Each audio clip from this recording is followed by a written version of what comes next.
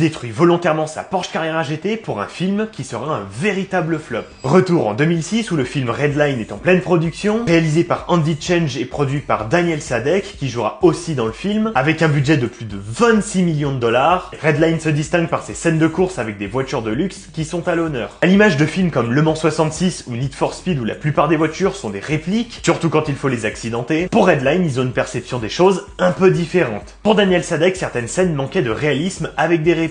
En tant que collectionneur et en sachant que la plupart de ses voitures tournent dans le film, il prendra la décision de sacrifier sa Porsche Carrera GT pour les besoins du tournage. Cette scène clé montre une Ferrari Enzo coupant la route à la Porsche Carrera GT. Pour rendre l'accident plus authentique, Daniel Sadek décide de la détruire complètement. Lors d'une interview, il répondra aux médias qu'il avait décidé de la détruire juste parce qu'il ne l'aimait pas. Oui, là c'est grave. Finalement, le film sortira le 13 avril 2007 dans les salles. Mais entre les faux raccords, comme le passage d'une Ferrari 612 à une 456 lors d'une cascade, ou une Lamborghini Diablo qui s'envole d'une manière très peu réaliste, et un jeu d'acteur très médiocre, le film sera un véritable flop. Petit bonus pour l'anecdote, lors de la première du film, les acteurs avaient l'opportunité de conduire la Ferrari Enzo qui avait tourné dans le film sur un circuit de NASCAR. Cependant, Eddie Griffith, qui jouait aussi dans le film, prendra les virages d'une manière tellement agressive qu'il finira par éclater l'Enzo dans le mur. Si tu aimais cette histoire, n'oublie pas de t'abonner et commenter, ça m'aide énormément.